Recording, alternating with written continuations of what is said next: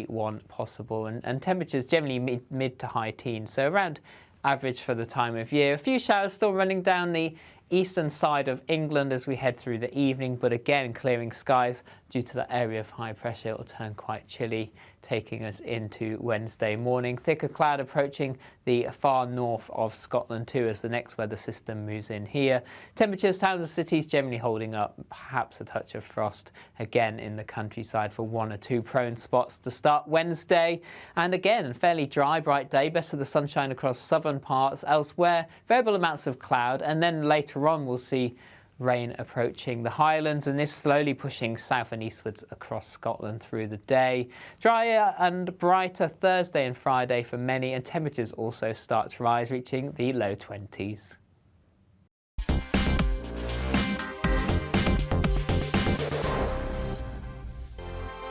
It's all about family, being in people's living rooms, all the interaction and getting to know who our viewers and listeners are. When I was young, my dad used to say, "Nana, stop arguing." I wanted an outlet that would enable me to give my opinion.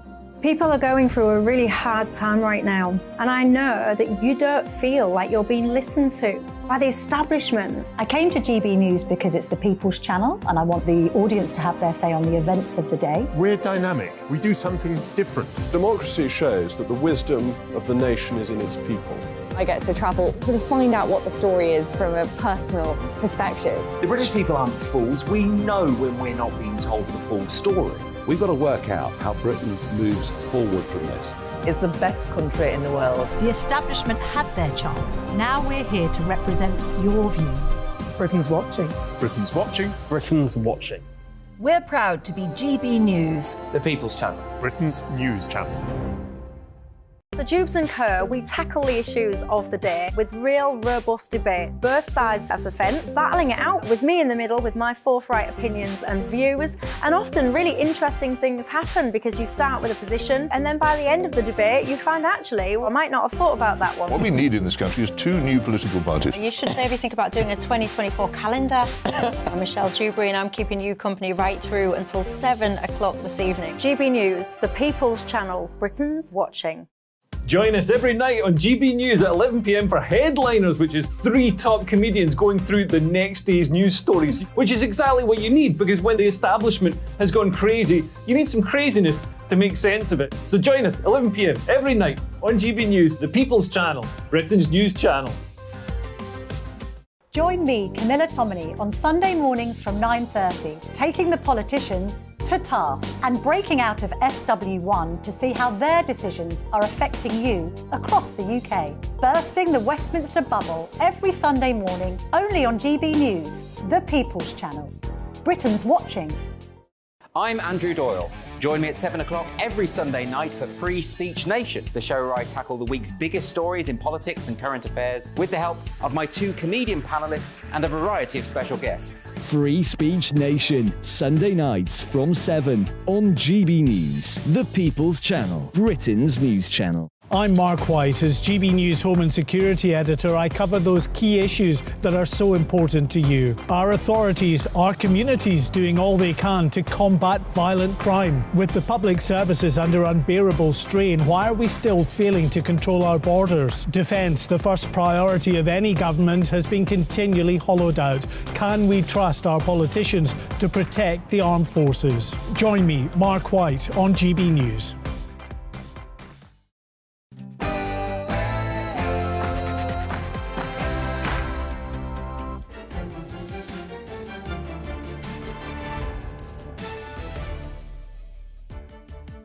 Good evening, it's me, Jacob Rees-Mogg, on State of the Nation tonight. It's been a usual routine day today. An unhinged protester interrupted my speech and told me I was a fascist while I was trying to warn the government against surrendering to the blob.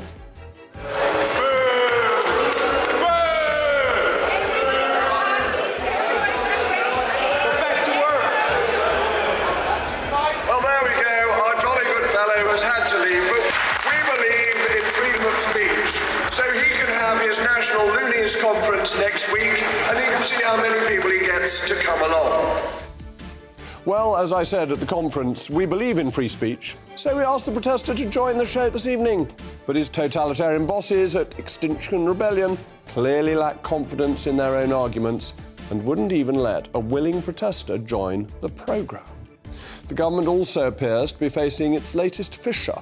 In fact, the fissure, it seems, of many Conservative governments, immigration. Did the Home Secretary undermine the Prime Minister today as she called for lower immigration?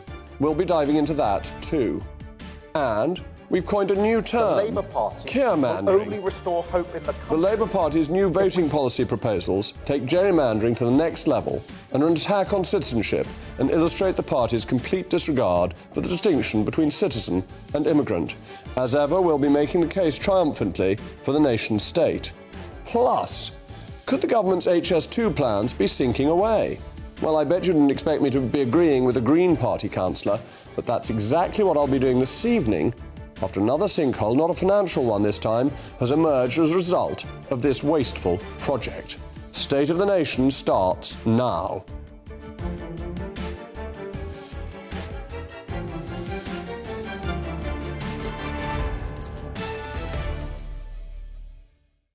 By my distinguished panel, the former Labour MP and Industrial Action Studies degree holder, Stephen Pound, and a former Brexit Party MEP, Annunciata Rees-Mogg, to whom I share some degree of relation. As ever, I want to hear from you. It's the most important part of the programme. Email me, mailmog@gbnews.uk. But now, it's time for your hourly replenishment of news with Polly Middlehurst.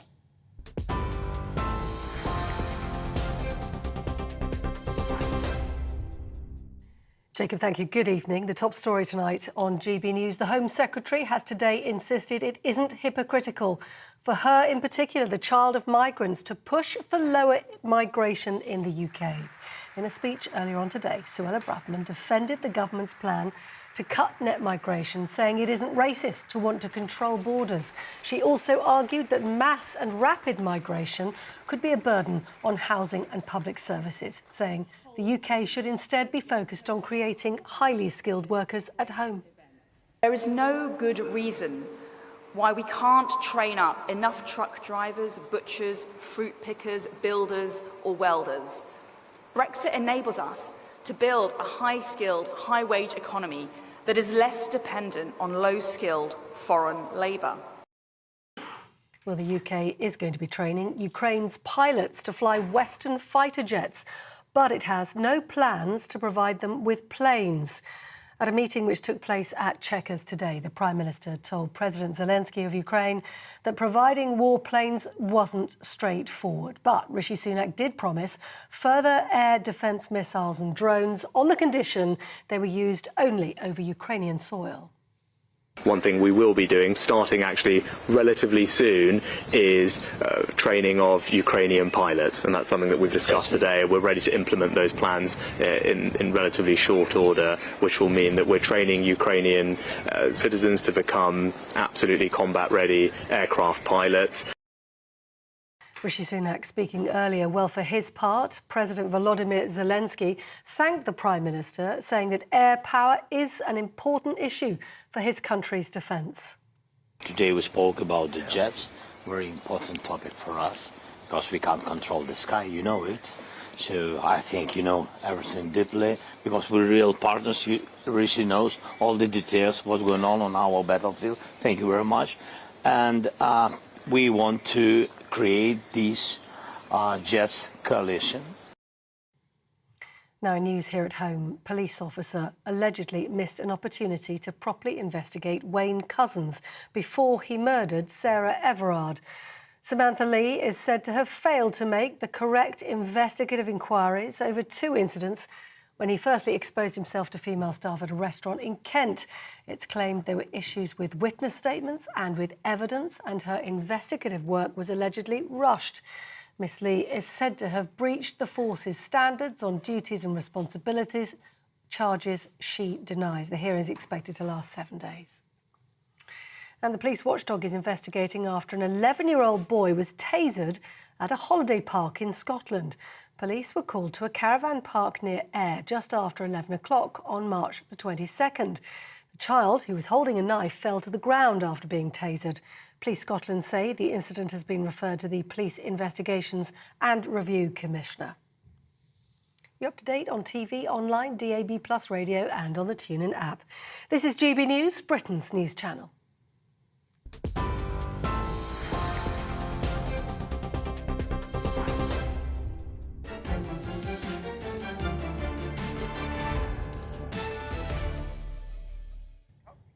Today, the Home Secretary, Suella Braverman, addressed the National Conservatism Conference and highlighted a potential fissure in the government. Her speech addressed the urgency to tackle record-breaking migration numbers, legal migration, the figures of which are expected to be published next week and are forecast to reach about 700,000 for the year. If the figure is 700,000, that would take all the 300,000 that the government has a target to build, but doesn't actually manage to build. So where will these people live? And the Home Secretary is right. 700,000 for the year is double the pre-Brexit record, and this figure is not compatible with the clear mandate Conservatives have received repeatedly over the past 13 years. Remember David Cameron promising that he would get it down to the tens of thousands. Remember why some people voted for Brexit. The Prime Minister needs to listen to his Home Secretary, because not to listen to her would be ignoring the British people. Listening to her is the British people's voice. To be in favour of controlled immigration is not an extreme position. It is extreme to be in favour of uncontrolled immigration. And speaking of extreme, a protester from Extinction Rebellion disrupted my speech as well and accused us of being fascists. Have a look at this.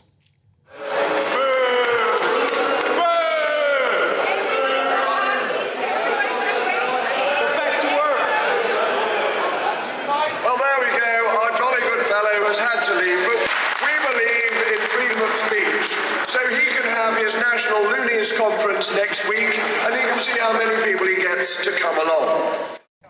Well, we got in touch with the rather amiable protester who agreed to come on the show. All good so far. Extinction Rebellion then intervened and banned him from coming on. Clearly they're so totalitarian, they lack any confidence in their own arguments. They wouldn't allow their own supporters to debate. And of course they won't stand for election anyway. Just a few fanatics who like disrupting things, and they disrupted the Home Secretary later on. Anyway, the current rates of migration over the past 20 years are an aberration to our history. Tomorrow, ministers from the Department for Environment, Food and Rural Affairs will meet the Prime Minister, as well as horticultural industry leaders, to call for more immigration to ease the labour shortage. This is a bad fix to a long-term problem. The UK cannot be a low-wage fruit-picking economy. It needs to be a high-wage, high-skilled economy. We've been using this solution for decades now, and it doesn't work. We have millions of people out of work who could do these jobs. Using mass immigration to solve this problem only creates more long-term difficulties, and it has no democratic mandate. But of course, I want to know what you think. Mailmog at gbnews.uk. To discuss this further, I'm very pleased to be joined by the economist who I'm sure you all know, Jonathan Portes. Jonathan, thank you for joining me again on this programme. The Treasury is very keen on legal migration because it maintains it grows GDP, which to an extent is true, but it doesn't grow GDP per capita. Which do you think is more important? Oh, GDP per capita is definitely more important. But you're wrong that it doesn't grow GDP per capita. That's what the research says. But more, and in particular, you're wrong that this is not what the British people voted for. I have here what Vote Leave promised when during the Brexit referendum, and what you ran 2 general elections on and won, which is that you would end free movement and you create a new system that prioritized higher paid, higher skilled workers in order precisely to do what you want, to grow GDP per capita. And that's what you've done. And I remember last time I was on this show, I pointed out to you that Brexit had reduced our trade, reduced our investment, and reduced GDP. All that is true. All economists agree. But well, not all economists agree, actually. That's not true. That's a bold statement. There are plenty of economists who would dispute that. But let's come back to our immigration promise, because, yes, we promised high wages, but actually the level of wages you have to get a visa has been reduced. So it's gone down to pretty moderate wages.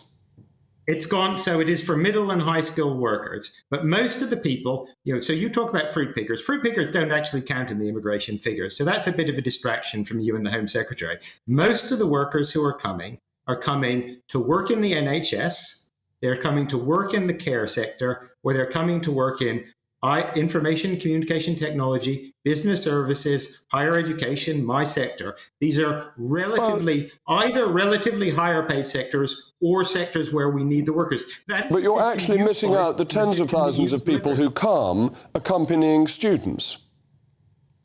Yes, and people who come accompanying students, first of all, the students have to show that they can support them. They're not on benefits. They don't get any benefits and very little in the way of public services. They spend money while they're here. The students have to show that they can support themselves and their dependents. And moreover, the dependents can also work, which contributes to the economy. So again, you have put in place a system which on the whole is good for the economy, helps grow not just GDP, but per capita GDP. It's actually a Brexit success. It's quite bizarre that this is the one actual genuine economic benefit of Brexit. And you and Mrs. Braverman, despite the fact that you ran on it in your manifestos, you promised to us in the referendum, you've delivered it, and now you seem to be running away from it as fast as possible. Well, because the wage level has been reduced and the numbers seem to be getting out of control, and many of them are not actually contributing economically. A lot of the dependents are not contributing economically to the UK. And we're not building the houses for them. We're failing to build the 300,000 houses a year we need anyway. So where are the immigrants going to live?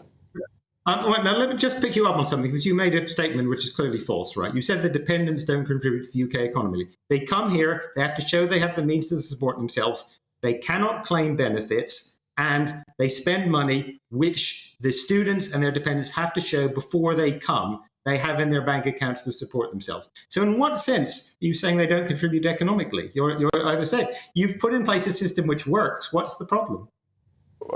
Because I think the figures that you're using are highly selective, that many of the people who come over as dependents aren't working when they come here. Therefore, their economic contribution is minimal. Many of the jobs that are now being filled are low-skilled, low-wage jobs which aren't contributing to GDP per capita. The purpose of the policy in the 2019 manifesto was to have people who would have high wages, not to have people who are on really pretty low wages, which is unfair on our least well-paid in this country because it prices them out of the market. But you, as I said, you've shown no evidence of that. I can give you the figures for the number of people who've come in to work in IT. Well, the evidence is very clear. The amount you have to earn to come in on a special visa, shortage visa, has been reduced. You're speaking about dependents. And if you look at HGV drivers, there was a claim that we needed to import lots of HGV drivers. Actually, we found that we could recruit our own HGV drivers with better pay by streamlining the examination system and paying them a bit more. And that meant that we got the HGV drivers that we need. That's a success of Brexit, not undercutting the wages of the least well off. But you have, as I said, there's no evidence that student dependents, which you refer to, undercut the wages of the least well off. As I said, no, but they're not contributing economically. They're the ones who aren't working. That's the point. And I also dispute, you've said they contribute to GDP per capita. Actually, the low-wage ones reduce GDP per capita. Well, wait, the majority of people who come, as I've already said, and it is very clear from the statistics, Jacob, the vast majority of people who come here on work visas are either coming in high-skilled, high-paid jobs, or they're coming to work in the NHS, or they're coming to work in the care sector, where it's true wages are low. And it's true that is something that the government has got wrong. You have not been willing to fund the care sector properly. And as a consequence, we underpay, undertrain, and treat care workers very badly. And we do. But this is the key point, and this will come to the argument tomorrow about fruit pickers, that if you keep on opening up visas to low-paid workers, you will never move to a higher paid, higher skilled economy, and that it's a very short-term bad fix to the problem?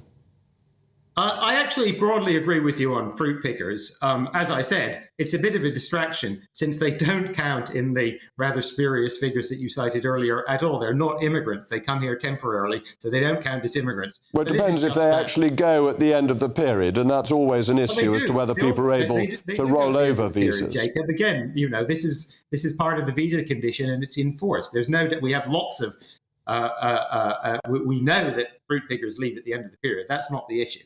So you're just distracting when you talk about fruit. Well, I think the question is whether this country is really a fruit-picking economy or whether we need to be more ambitious. But at least we found one point of agreement at the end. Thank you so much for joining me again. I hope to welcome you back again soon.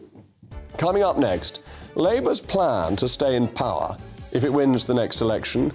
Gerrymandering, of course, but I don't think it'll come to that anyway. And don't forget, an HS2 sinkhole, not a financial one, has cropped up in Amersham. Who would have thought I'd be agreeing with a Green Party councillor? Just let that sink in. It's all about family, being in people's living rooms, all the interaction and getting to know who our viewers and listeners are. When I was young, my dad used to say, "Nah, stop arguing." I wanted an outlet that would enable me to give my opinion. People are going through a really hard time right now, and I know that you don't feel like you're being listened to by the establishment. I came to GB News because it's the People's Channel, and I want the audience to have their say on the events of the day. We're dynamic. We do something different. Democracy shows that the wisdom of the nation is in its people. I get to travel to find out what the story is from a personal perspective. The British people aren't fools. We know when we're not being told the full story. We've got to work out how Britain moves forward from this. It's the best country in the world. The establishment had their chance. Now we're here to represent your views. Britain's watching. Britain's watching. Britain's watching. We're proud to be GB News, the People's Channel, Britain's news channel. So Jubes & Co, we tackle the issues of the day with real robust debate, both sides of the fence, battling it out with me in the middle with my forthright opinions and views. And often really interesting things happen because you start with a position and then by the end of the debate you find actually, well, I might not have thought about that one. What we need in this country is two new political parties. You should maybe think about doing a 2024 calendar. I'm Michelle Dewberry and I'm keeping you company right through until 7 o'clock this evening. GB News, the People's Channel, Britain's watching. Join us every night on GB News at 11 p.m. for Headliners, which is 3 top comedians going through the next day's news stories, which is exactly what you need because when the establishment has gone crazy, you need some craziness to make sense of it. So join us 11 p.m. every night on GB News, the People's Channel, Britain's news channel. Join me, Camilla Tominey, on Sunday mornings from 9:30, taking the politicians to task and breaking out of SW1 to see how their decisions are affecting you across the UK. Bursting the Westminster bubble every Sunday morning, only on GB News, the People's Channel. Britain's watching. I'm Andrew Doyle. Join me at 7 o'clock every Sunday night for Free Speech Nation, the show where I tackle the week's biggest stories in politics and current affairs with the help of my 2 comedian panellists and a variety of special guests. Free Speech Nation, Sunday nights from 7 on GB News, the People's Channel, Britain's news channel. I'm Mark White. As GB News Home and Security Editor, I cover those key issues that are so important to you. Our authorities, our communities doing all they can to combat violent crime. With the public services under unbearable strain, why are we still failing to control our borders? Defence, the first priority of any government, has been continually hollowed out. Can we trust our politicians to protect the armed forces? Join me, Mark White, on GB News.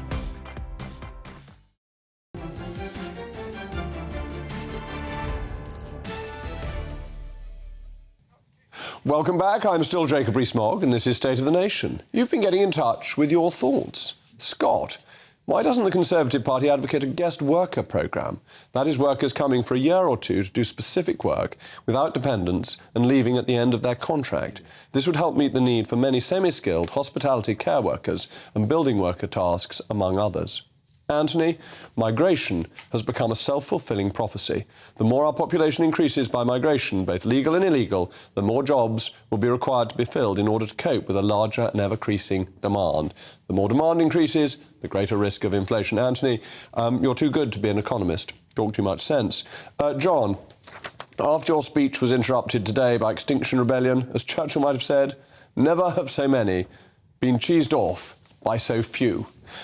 So now let's move on to 1812. I always like to be modern and up to date. In the United States, in advance of the Massachusetts Senate election, districts were redrawn in an attempt to favour the electoral outcome towards the Democratic Republican Party. The governor at the time, Elbridge Gerry, signed the bill redistricting the state, and one of the districts incidentally turned out to bear an uncanny resemblance to a salamander. And so it was only a matter of time before the Boston Gazette coined the now everyday political term gerrymandering. Well, 211 years later, here on State of the Nation, we shall coin a new term, kearmandering, in homage to Labour's new policy proposals that will allow EU citizens to vote in general elections. This is an attack on citizenship. It illustrates the Labour Party's disregard for what it means to be a British citizen. And just to add to all that, the proposals also include the lowering of the voting age to 16. All that while new laws are expected to restrict gambling for those under 25. Which really begs the question, when does an adult truly become an adult? Well, who better to ask than the British public, Vox Populi, Vox Dei? We asked if the voting age should be lowered to 16, and the people have spoken. Yeah, I think they should. Obviously, it's kids' futures, aren't they? So I think kids are a lot more political now than they perhaps were. So I think it goes two ways. The kids' future, maybe they are quite naive to it, but I mean, 16, 18, what's the difference really? Doesn't bother me. Yes, I think maybe like a lot of people have an opinion and they want to be able to vote as well. Because I don't think so, I don't know. 16-year-old don't know what they're doing anything. They bring it to 16, it's fine. Yeah. Because it's not the younger one now. They're doing everything fine like the adults. Joining me now to discuss this is my panel, former Labour MP Stephen Pound and former Brexit Party MEP Nunciata Rees-Mogg. Well, I suppose, Nunciata, it's only fair for me to start with you, because I remember you as a 16-year-old. I'd have thought you'd been a very good voter, because you'd probably voted Tory. But is that a good principle for allowing votes at 16? No, as it happens, my political views have not changed since I was 16. I was already campaigning for the Conservative Party. But it doesn't make any sense to me that you can say you're not responsible enough to buy a sparkler. I got ID'd buying sparklers last Halloween, Guy Fawkes night. I thought you were talking about diamonds. No, just a little sparkler you cannot buy. And they did actually come over and say I'm visibly over 25, which I clearly am, but you have to be 18. If you're not responsible enough to hold a little sparkler that most of us would happily let a child hold, but they can't buy them, how are you seen to be old enough to decide the future of your country? And Stephen, isn't this the point, that the age of marriage has just been raised from 16 to 18? People aren't old enough to get married, they're not old enough to smoke, they're not old enough to buy a sparkler, we now discover. Is it reasonable to say adulthood begins at 16? Well, look, I think we're dealing with two different topics here. The one thing you mentioned, and I think, forgive me, I mean, it's almost sacrilegious to disagree with you, but I mean, the thing about Keir Starmer, it's nothing to do with gerrymandering. It's actually about extending the franchise. When we had the debate on the voting in the Isle of Wight, when they actually talked about having bits of Hampshire in it, we called it ferrymandering. Now, that is more appropriate. And I rather like the 1812 because it was the last time a British Prime Minister was assassinated. So it is a date that resonates with us. But look... Well, and it's why the White House is white, because we burnt it. It got singed and they painted it white. Absolutely right. But look, this thing about 16, the problem I've got... I mean, when I was 16, I certainly wasn't voting Conservative. I was heading off to join the Navy, living the dream and serving the Queen. And, the last thing on my mind was politics. Good Lord alive. No. But look, it used to be 21, then it's 18. If it's 16, then what's wrong with 15? What's wrong with 14? What's wrong with 13? Where do you stop? And as far as I'm concerned, this business about you can do this, you can't do that, No one looks to the British legislature for logic and sanity. The things are always, one of the glorious things about our nation is the illogicity. But to go below 18 to 16, it may work in Wales, it may work in Scotland, but I really, really think it's a step too far. But what about the other part of this, which is the EU citizens? That surely is the Labour Party thinking that if you're from the EU, you're bound to vote Labour. Absolutely. It's pretty shameless, isn't it? Even if it doesn't turn out to be true, it's pretty shameless. Sir, you mentioned Boston earlier on. Yes. You remember what happened in Boston in the Tea Party in the 1770s? And what was the great cry? No taxation without representation. We're not talking about people who've just got off the boats and have come to this country. These are people who've got settled But they can then become British citizens. They just have to fill out a form. But they want to vote. Tax. They pay tax and they can vote in council elections anyway. Anyone who pays council tax votes in the council. Any EU national who was here before the due date is able to vote in local elections. That was part of our withdrawal agreement. Any citizen of Ireland can vote here. In Any all citizen elections. from the Commonwealth can vote. They haven't become British citizens out of their own free choice. But out of their own choice, that's right. But they could up and leave if any policy went through that they didn't like. They could return to their country that they do have citizenship of. And I see absolutely no reason why they should be able to decide the future of our country when, in fact, they could leave at any moment if there's anything they don't like. The numbers are minuscule. I mean, they're not going to decide the... I mean, I know a couple of friends of mine who are Turks who have actually gone back to Turkey to vote today against Erdogan, as it happens. But, you can do that. But look, as far as I'm concerned, we're not talking about someone who's got full citizenship. We're not talking about someone who's got no citizenship. We're talking about people who've got settled status in this country. But isn't therefore the compromise that they... for the third time, paying taxes. But they can vote in local elections. That's a fair compromise. But they can't decide who the government of the country is. And if they want to do that, they send in the cheque to the Home Office and transfer from having settled status to being... Yes, and knowing the Home Office, they get an answer in 6 years. Well, it'll probably take 20 years. That is true. But don't forget, when we had MEPs, and some MPs are absolutely excellent people. I mean, one of the things that was great glorious about that was that people who were citizens of the European Union in this country, if they had no status whatsoever, could still vote for you, and I think they did. But they could have voted... Most of them actually voted in their own countries, that if they were EU citizens, they were far more invested and involved in their local countries' elections, and an awful lot of them didn't choose to vote here. I think it is also incredibly patronising to just assume that they all vote one way. These are individuals with their own minds and might vote for anyone, and the Labour Party might discover it's not how they want. But isn't this actually a mistake that political parties make? That they think there may be some advantage in a slight tweak of electoral law, they push something through, and actually it doesn't make very much difference in the end. That Harold Wilson didn't do very well from changing the voting age from 21 to 18, did he? He lost the instant election. It's always said that the first country in the world that actually made voting compulsory was Australia, and the government that brought it in was kicked out at the next election. And again, that was thought to help the left. It was assumed that all the people who didn't vote would vote left-wing, and turned out not to be true. Absolutely, no, that's very much the case. But look, as far as I'm concerned, at the age of 16, when you've got all the issues and the problems and the concerns that you've got, do we really want to load this on to 16-year-olds? There may be one or two people, I mean, I think you may possibly be the exception here, someone who's politically active at 16, or you're probably handing out leaflets when you're in your perambulator, for all I know. I mean, I have a nasty feeling she was under her brother's influence. I'm much older than Nunziata, as all viewers will realise. But the point being, I'm interested to see how it works in Scotland and how it works in Wales, because believe you me, in Scotland they've not voted Labour, the 16-year-olds, and in Wales there's no evidence whatsoever that there's a great tranche of votes have gone to Labour. And look at some of the people. We've had UKIP people elected in Wales, for heaven's sake. So I think it's an idea that is only being discussed at the present time. As Keir Starmer will say, this is not a manifesto commitment. It is not a firm agreed policy. Our conference is in Liverpool later on this year. It has not yet been agreed. But should we will inform our decision, Jake. Should we have major changes in how general elections are carried out without a referendum? Isn't this a fundamental right of the British people how their elections are structured? So if there's PR, alternative vote. That's right. We had PR vote, that was defeated. If there's another vote on PR or desire to change, that should have a referendum. Fundamental changes to the voting system really ought to go to the British people, because it's their authority that is being changed. And I think between these two changes, it's approximately 10% of the electorate. So it really is a fundamental change. So we've got to go back to Vox Populi, Vox Dei and having referendums to make sure that things are done properly as they were in 2016. Thank you to my panel. They will be remaining seated for the intermission, so I can only hope you follow their lead. Coming up next, it's the war on the motorist. We have a couple of English Davids taking on the Goliaths of supermarkets and local councils. And don't forget, in a mighty twist of the political horseshoe, I'll be having an agreeable discussion, amazing, with a Green Party councillor as the government hopes of HS2 risk sinking away.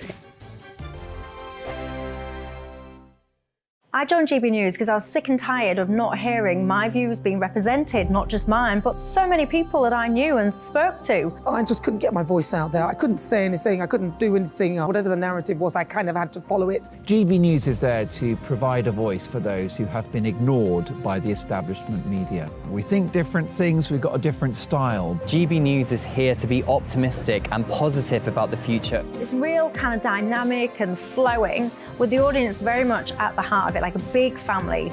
Here at GB News, we talk about the things that matter to you. Hearing the voices from right across our towns and cities, especially our towns. All sides of the argument represented with a heavy dose of opinion. We're on a mission here to make a difference. And the GB News family really is here for you, and whatever time of day you can watch or listen. Britain's watching. Britain's watching. We're proud to be GB News. The People's Channel. Britain's news channel. Westminster is going around in ever-decreasing circles, followed by the media. Britain is broken. How on earth did we get into this mess? But more importantly, how do we get out of it? Join me at 7 p.m, Mondays to Thursdays on Farage, here on GB News. We will have open, rational debate. We've got to work out how Britain moves forward from this. Join us here on GB News, the People's Channel. Britain is watching. You've probably seen politicians interviewed 1,000 times, but we do it differently. We find out who they really are, we don't shout, we chat, and hopefully we bring a bit of light, not just heat. Did you know Kate Moss? Apparently. Do you have a pair of jeans or a pair of jeans? No, of course I don't. What would I do with them? My friends are like, oh my God, what's she doing now? Join me every Sunday at 6 for Gloria Meets, only on GB News, the People's Channel, Britain's news channel. I'm Simon Evans. Join me on GB News for Headliners at 11 p.m. What's the scoop? I'll be joined by two of the country's top comedians. That's right. As we take a look at tomorrow's newspapers tonight. We're going to get into trouble. If it's a big story, we'll be covering it. Spill some tea on him.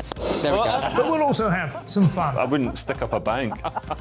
My father didn't love me. So anyway. Headliners every night from 11 on GB News, the People's Channel, Britain's news channel. Monday to Thursday, 9 p.m. till 11 p.m. Join me, Dan Wootton. I'll bring you the sharpest takes and hottest debates. Do you not believe in prison? I don't believe in prisons. I'm completely stunned. I guarantee you there'll be no spin, no bias, no censorship. I actually was personally quite offended by it.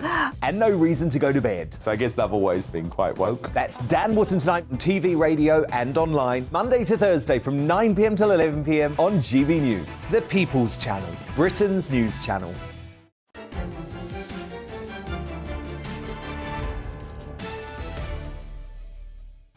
Welcome back. I remain Jacob Rees-Mogg, and you've been getting in touch with more of your thoughts. Graham, if Starmer gets the changes through, the Tories will never get in again, and hence the country is finished.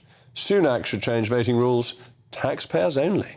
Jenny, if children are adults at 16, do we cease to pay child benefits to some of their parents? Alan, you can't fight for your country, drink, smoke or drive until you're 18. Therefore, the voting age of 18 remains the best guide. Much better age for all these things would be 21, when you've had a number of years to mature. A bit like a fine claret, really. Elizabeth, this is just another illustration of how disastrous Blair's devolution was. Voting rules, and I very much agree with this, should be uniform across the kingdom. In a typically English stand, a Shropshire man and a Cornish man, well, we think the Cornish may be a lady, have taken on the Lilliputians who run our largest supermarkets and the most officious of them all, local councils, all in honour of the fellow motorist. An independent petrol station owner in Shropshire who buys fuel at the same prices as the big supermarkets has accused them of hiking up the prices for motorists when they're actually at a recent low. So if you go to this John Bull of a man in Shropshire, you'll get diesel over £1 cheaper per gallon than you would from those old Rob dogs at Tesco's. In equally encouraging news, a mysterious Cornish pothole vigilante, what a wonderful thing to be a pothole vigilante, has taken it upon himself or herself to fill potholes in after it took an age for the local council to do nothing. You'd expect them to be grateful, but oh no, they've essentially put a hit out for him for filling potholes in. I wouldn't be surprised if the council sent someone out tomorrow to dig it back up again. So for now, Gulliver escapes from the Lilliputians. But still with me is my panel. Former Labour MP Stephen Pound and former Brexit Party MEP Annunciata Rees-Mogg. Stephen, isn't it wonderful when heroic individuals take on the big stage? Well, yes, as long as they win. But I have to say, Rod Stewart is very often my hero. I mean, he was a pop singer. If you remember where he lives in a rather pleasant part of Surrey, and he got so fed up with the potholes, he and his crew went out and filled all the potholes in. And Surrey County Council had to think about it for about 2 or 3 weeks, cogitate as to whether they could allow him to get away with it. Well, round my way, somebody filled in a potting, one of these things with potting compost, and planted flowers in them. Then the council came round and did it. But no, I do like the idea, but surely my knowledge of people buying diesel is that if you can get it 3/4 of a farthing cheaper up the road, you'll go there. And so surely they can't stop them unless then the big people are then going to have to reduce theirs, in which case it's win-win for everyone. It's win-win for everyone. I think he's got it down to about 130 a litre, and sorry to give it in metric measurements, but it's probably easier for these purposes. Isn't it heartwarming, Annunciata, when people do this and they fight back against the bossy state, and the bureaucrats are so po-faced? Well, it's absolutely marvellous. It's incredibly British to do this. I think that it shows the fighting spirit. But they shouldn't have to. No.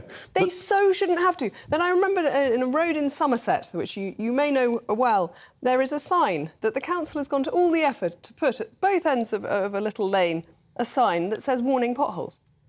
Well, why don't you fill them in?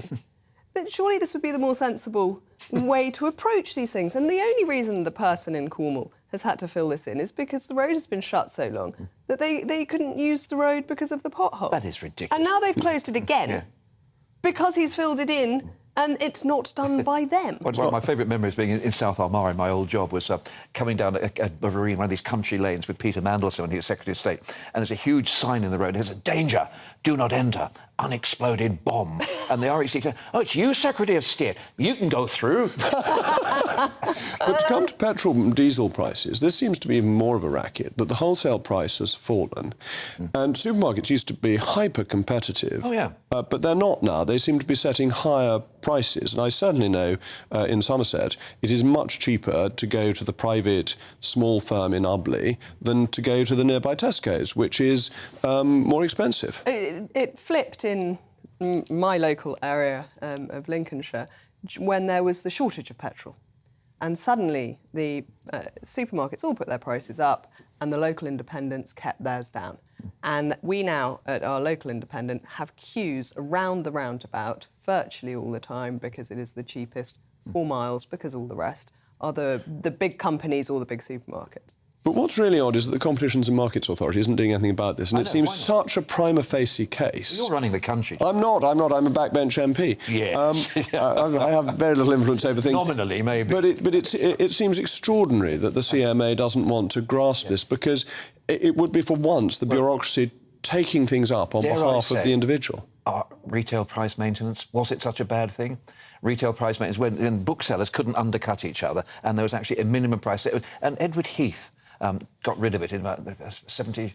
No, retail price maintenance was got rid of in 1964, just before the election, and it's thought that's why we lost the 64 election. So this really is a long time ago, before either Annunciata or I were born.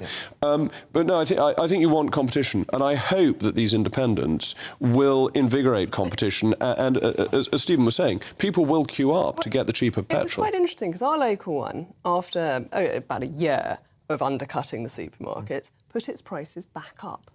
Oh, yes. And the queues around the roundabout stopped. And within 2 weeks, they were back down again.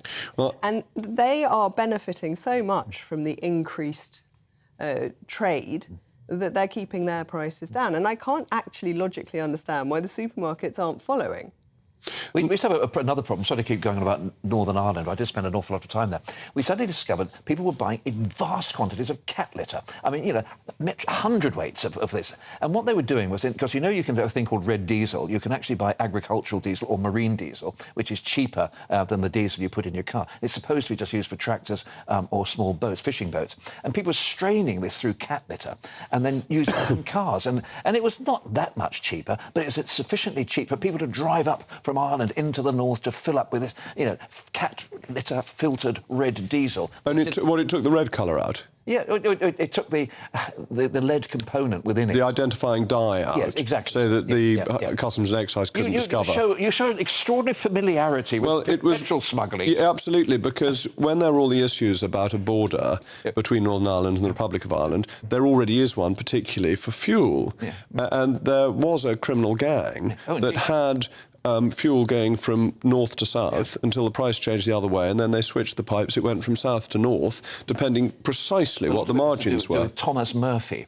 It was indeed Slab, named to his friend's ass. How do you know about Slab Murphy? Well, it's important to know about these things, but people will be very strongly influenced by price. This is the key thing, by price, whether it is a licit price or an illicit price. And we've tightened up on who can use red diesel, which has really hurt a lot of rural people doing things like using diggers and so on and so forth, who can no longer access it. It's a fairly esoteric debate we're having tonight, isn't it? Well, but it is important. It is the individual standing up to the big state. And I would have thought many of our viewers want to see the individual stand up to the big state. Absolutely. They want Cornwall Council to say, look, this person who has filled in this pothole deserves a medal and our thanks, not our snootiness in saying you shouldn't have done it. I can tell you, I can absolutely guarantee what Cornwall Council was saying. They said, well, in principle, we're quite in favour of it. It's a nice idea, but if somebody actually got injured, if somebody drove over it and then a stone flew up because it hadn't been filled in, they're bound to say, and guess what the two magic words would be that they would cite? One's health. And the other, but a wonderful man in my constituency, when a road was closed because of a landslip, he put in a track through his fields to allow people to go through, charged a very modest toll, and it did two things. It embarrassed the council to speed up the work, and it saved my constituents perhaps as much an hour a day in detours. The individual standing up to the state is a brilliant thing. Thank you to my wonderful panel. Coming up, HS2 has blamed a field's pre-existing condition for the latest sinkhole to have emerged. The excuses get more and more creative by the day. We'll be getting to the bottom of that one after these messages from our sponsors.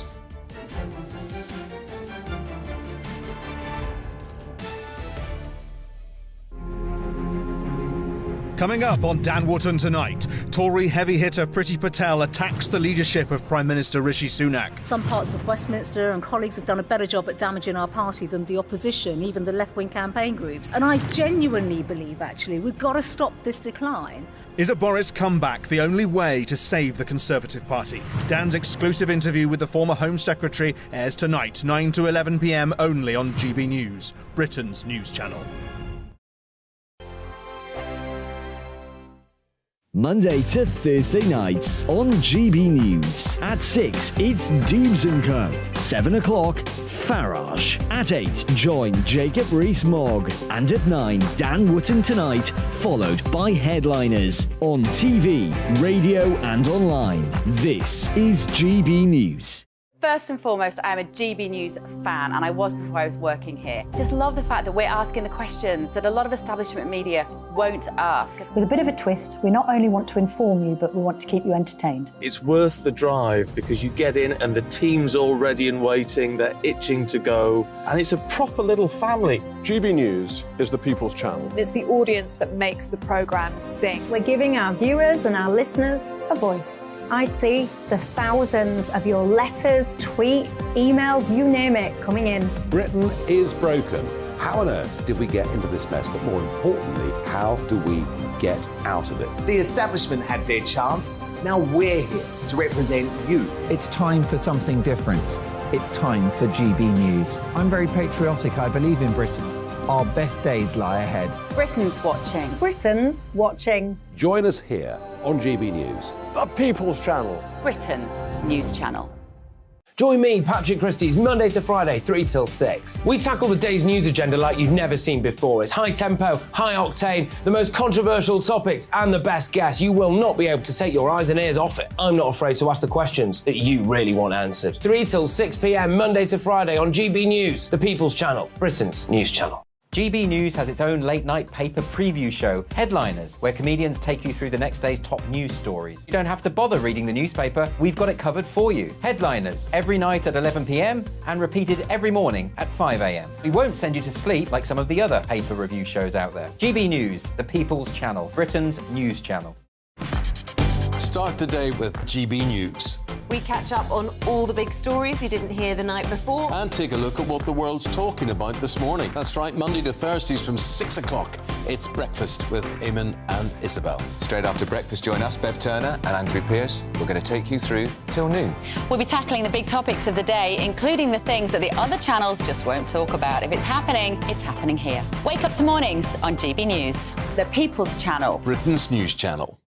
I'm Jacob Rees-Mogg, the Member of Parliament for North East Somerset and a former government minister. For years, I've walked the corridors of power in both Westminster and the City of London. We need to have the arguments, the discussions on how we make it better. Crop failures, famine, war, suffering on a scale completely unimaginable. We are putting the cart before the horse. As Charles I said at the scaffold, he was the true defender of liberty. Yeah, I've completely derailed the conversation. Join me Monday to Thursday at 8 p.m. on GB News, Britain's news channel.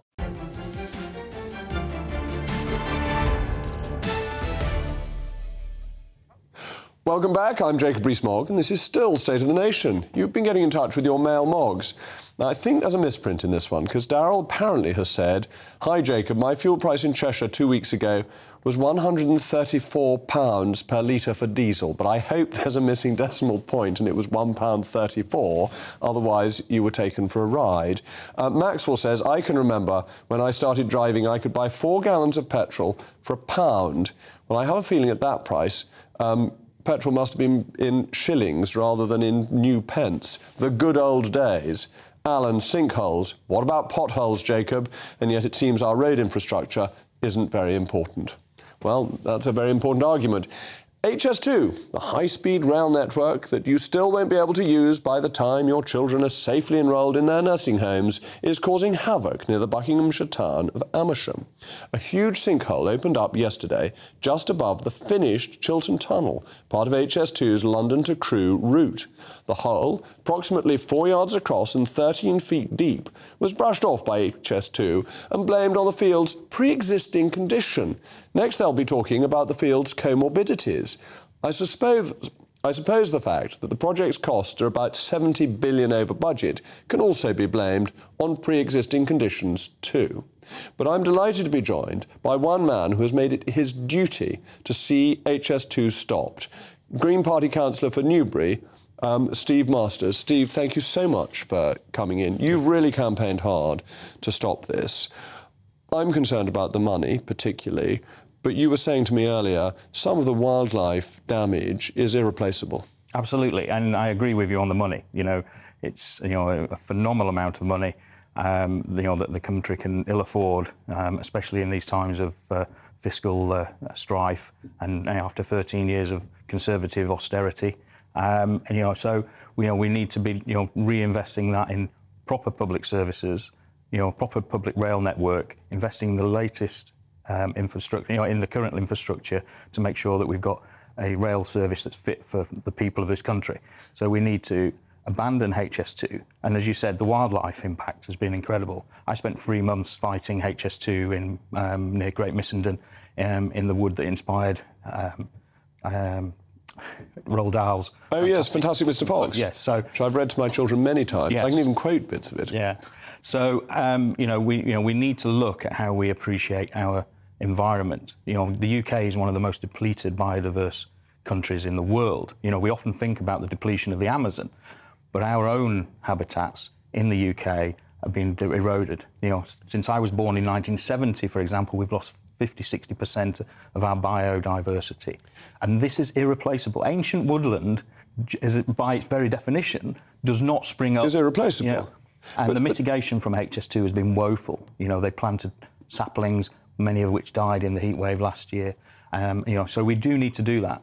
And activists like myself, local residents, are now forbidden from protesting HS2. There's an injunction that's back in court in Birmingham tomorrow, and it's draconian. And there's more and more draconian laws coming in, as you know, that inhibit peaceful and democratic process. Tell me about the sinkholes. Does this? So you mentioned that the tunnel is finished. It's not. Okay. There's still some way to go. They're coming under Shadlows Lake at the moment, and they're going to be approaching the Missenden River.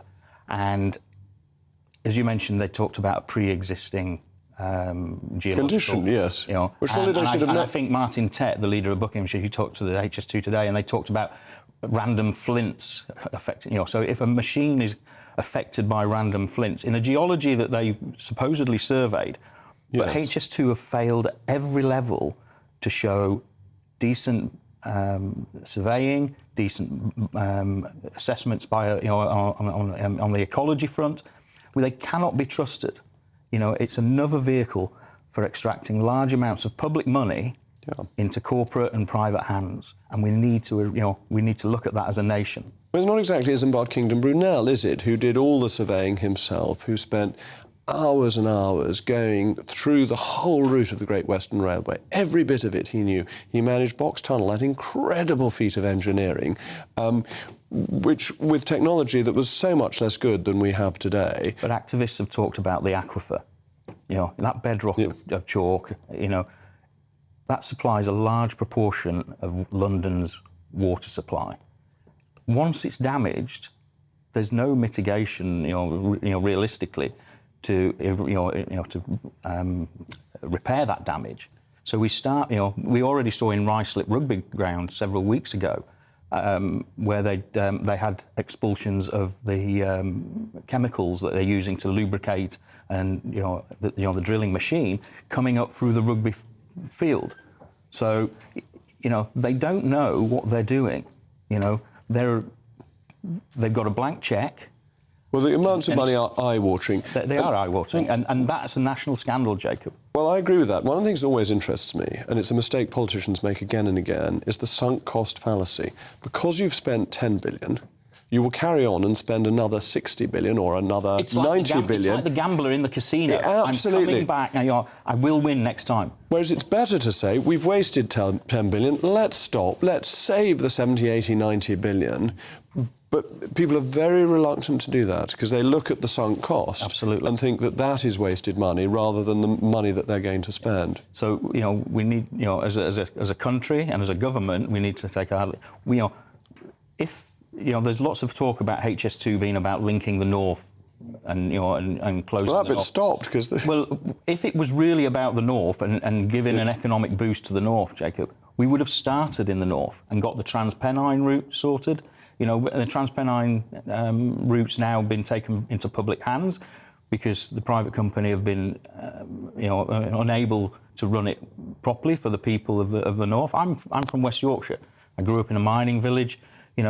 Back in my younger days, we had public transport we were proud of. It was cost effective, and we could get everywhere. And we need to go back to that. We need to bring the rail industry into, the rail service back into national ownership, along with water companies. And don't get me started on water companies. That's a different discussion, and I'm not going to necessarily agree on that. But what I do think is that we've got to look also at what's happened through the pandemic.